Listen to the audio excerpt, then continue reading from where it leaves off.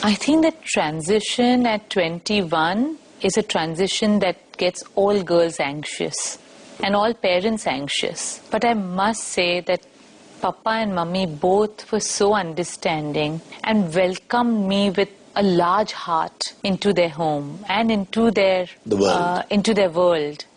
In fact, the first 2 or 3 years of my marriage, 7 o'clock was the time that I had to spend with Papa.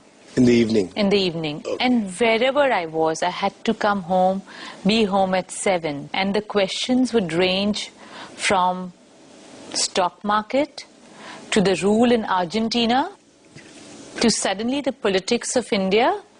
And we had I think Indira Gandhi had just died that year. Assassinated, yeah. So I think it was such a great education for me. So it's like a IQ test every single day at 7 o'clock? Every day. And I would prepare, Sandeep, you know, I wanted to do well at 7 o'clock. So I used to work as a teacher in the morning. So I left at 7:30, came back after my school hours, and then read up, thinking he's going to ask me about stock exchange today. Yeah. And be very prepared and go to him. And suddenly the questions would be on how to raise children. Stay tuned. We'll be right back after a short break.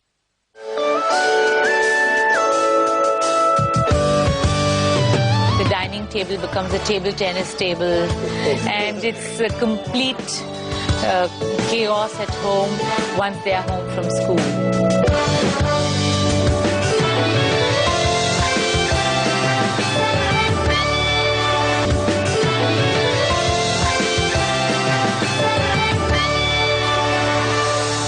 Welcome back to the First Ladies with Abu and Sandeep.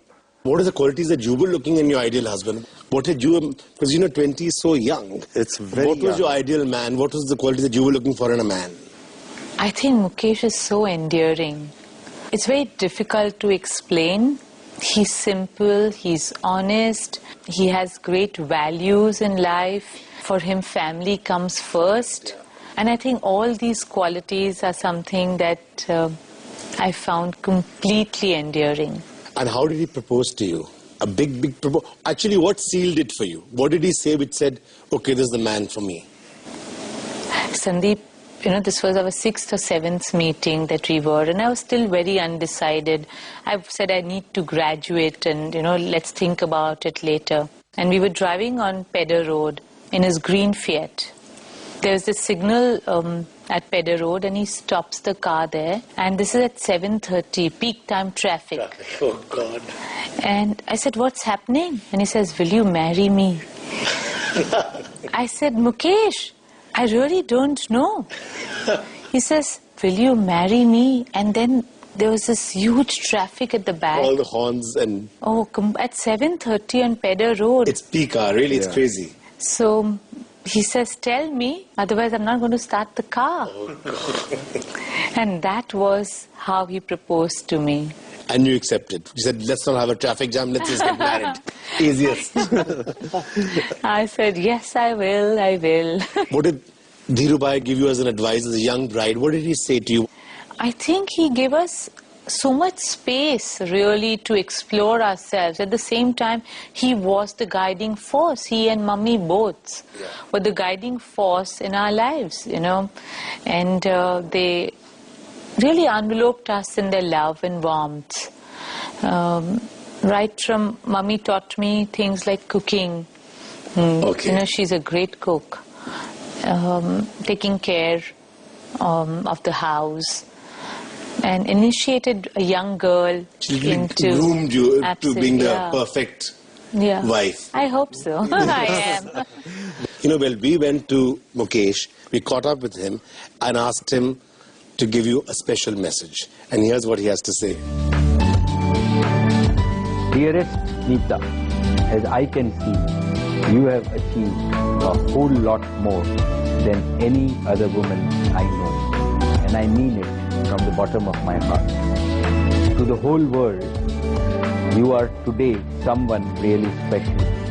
And to Akash, Isha, Anand and me, you are our driving spirit. The anchor of our life. You have been a true life partner.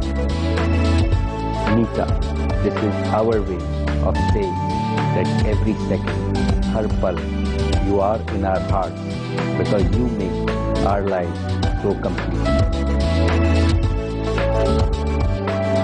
All the roles you play, how important is motherhood? I had my first children after 7 years of marriage. Yeah. And they were premature. So I was. They were twins. They were twins, Akash and Isha, a boy and a Akash girl. and Isha. And I was in the US, and Mukesh had just left me and come back. As soon as he landed, he got a call saying, "Get back to the US." He'd just come back, and he and Mummy and Dr. Firoza got onto the flight. On the plane, the pilot came with the news that you've been blessed with 2 children, a boy and a girl. All of them were so excited. So when he came to me, we were deciding the names. What do you name the baby boy Ambani and baby girl Ambani? Yes. That's what they called them in the hospital. And he said, I was flying over the mountains when I got the news that I have a little baby girl. So her name will be Isha, which means goddess of the mountains. And we were in the sky because we were flying. So our son will be called Akash.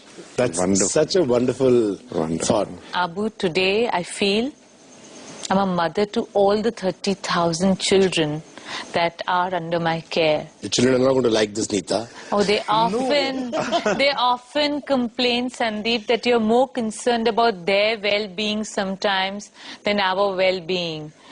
But I think for me, every child who comes to any of our school is so important that I try and give our best to him or her.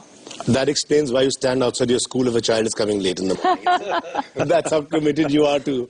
Which are the relatives they're closest to? Because they're also in a joint family in a certain way. And you said you had a huge joint family. You come to a huge big family. Are they close to everybody? We have brought up our children very traditionally.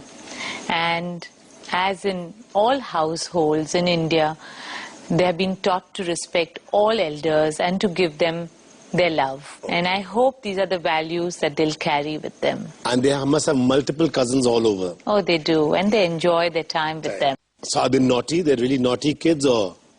My daughter, she's very calm.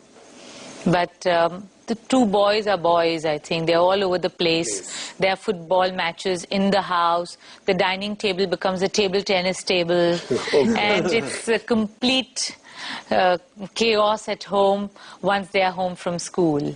Stay tuned. We'll be right back after a short break.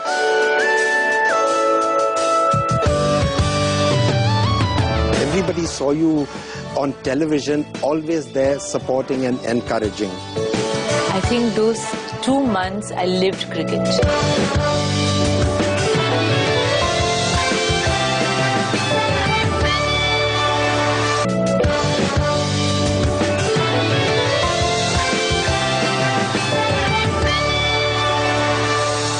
Welcome back. We're in conversation with the wonderful Nita Ambani. Nita, tell me, how did the concept of Mumbai Indians get created? You know, Sandeep, Mukesh always wanted to get involved in sports. Okay. And when this opportunity came up, he said, what better way to encourage new talent, to bring sports on a level where young children can dream of making it big. Otherwise, it's 11 in a cricket team. But, you know, everybody aspires to become a cricketer in India. In India, cricket is a religion. Absolutely. So that's how he got involved in Mumbai Indians. I was at that time looking at a very small part, making the anthem for Mumbai Indians. Okay. And things like ticketing and The little logistics things. of it, yeah. The logistics of it. Once it started, I was got completely involved with cricket.